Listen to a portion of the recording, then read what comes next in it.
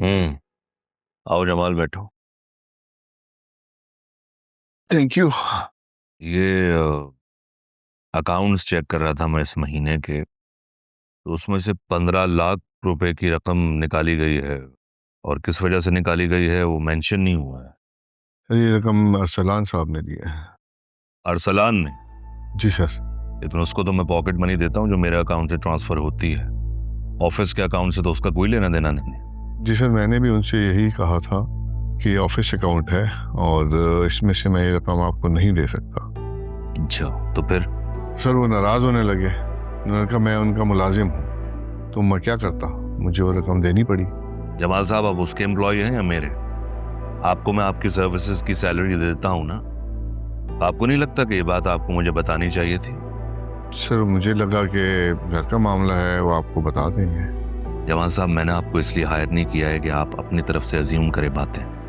आपको इसलिए हायर किया गया है कि जो हमारा ऑफिस का अकाउंट है उससे जो भी पैसा निकलेगा उसकी प्रॉपर पूरी डिटेल आप मुझे देंगे। ऐसा है कि नहीं? जी सर। आइंदा नहीं होना चाहिए ये। आप जा सकते हैं, मेरी आपको लास्ट वार्निंग है। Thank you. लेटेस्ट चीज आई हुई थी तो ये मैं दिखाना चाह रहा था आपको, एक नजर ये जरूर रख लें। ये क्या दिखा रहे हैं आप मुझे? मैंने आपको बोला है कि जो लास्ट वीक कंगन देख कर गया था सिर्फ वही चाहिए। क्या चीजें हैं यार? मुझे याद है अच्छी तरह, नई डिजाइन आई थी इसलिए मैंने कहा आपको दिखा दो। यार नहीं देखने ये। चल, अगर नहीं है आपके पास तो बता दें। नहीं क्यों नहीं है, ये रखे हुए आपकी चीज है, आप पसंद करके ये वाली थी।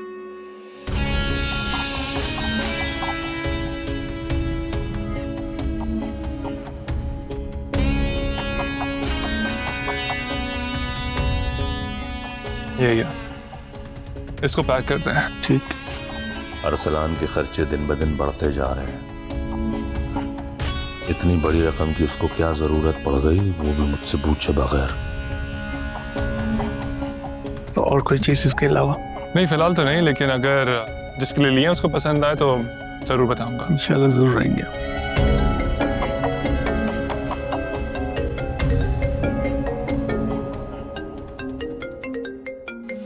सॉरी पापा, मैं इस टाइम बहुत अच्छे मूड में हूँ और आपसे बात करके अपना मूड नहीं स्पॉइल कर सकता मैं।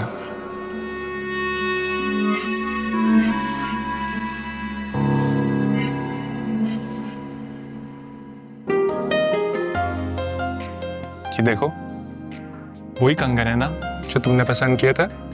हाँ अरसलान, ये तो वही है, तुम ले आए।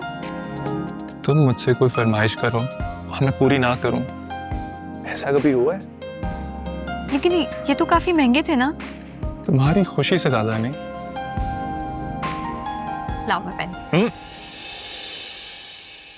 तुम्हें सिर्फ इनको पसंद करने का हक था, पहनने का नहीं। क्या मतलब, मैं इन्हें पहन नहीं सकती? क्योंकि इनको पहनाने का हक सिर्फ मेरा है। हाँ दो।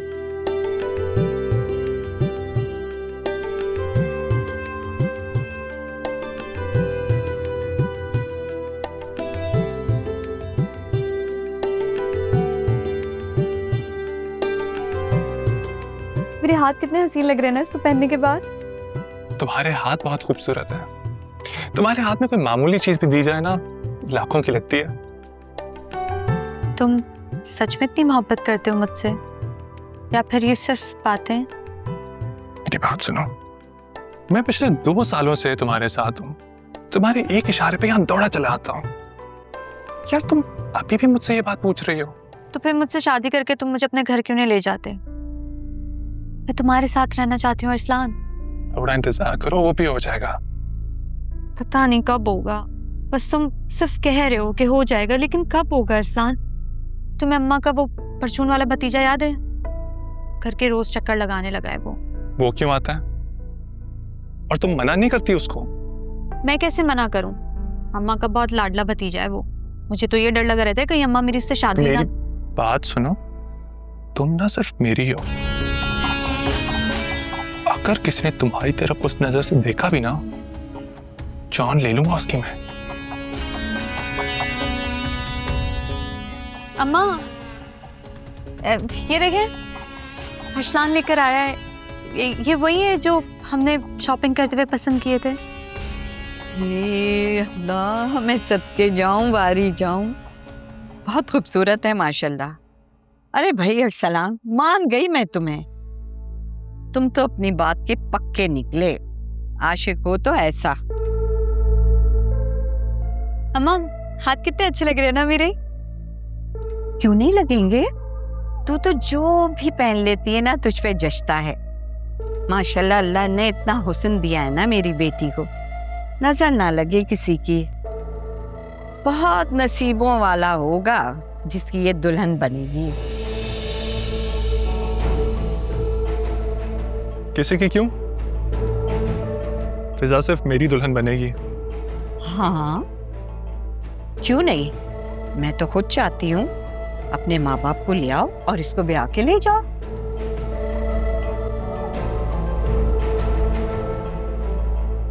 वैसे अरसलान, तुमने बाग की तो बहुत खिदमत कर ली, अब माली के लिए कोई एक फूल तो लाए होंगे ना? माँ हूं इसकी मैं, मेरा भी 50,000 आपके लिए।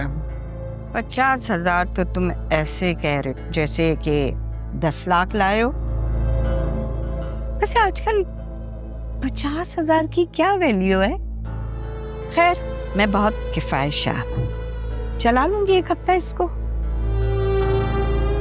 फिजा, तो मैं सब तुम रेडी हो जाओ, तुम्हें इन कंगन की खुशी में एक अच्छी सी ट्रीट देता हूँ। हाँ हाँ बिल्कुल, ट्रीट तो बनती है भाई। चलो फिजा, हम तैयार होके आते हैं। आप भी साथ चलेंगी? हाँ हाँ, मैं साथ जाऊंगी। अपनी बेटी को अकेले तो मैं तुम्हारे साथ भेज नहीं सकती हूँ भाई, साफ बात है, मैं हूँ एक शरीफ औरत और अभी तुम्हारे से हमारा कोई रिश्ता भी नहीं है और मैं अपनी बेटी की बदनामी भी नहीं करा सकती। चलो फिजा, तैयार हो जाते और फिर अरसलान को घर भी तो जाना है जल्दी। आजा। मैं तैयार होकर आती हूँ अर्सलान। आओ अब आओ।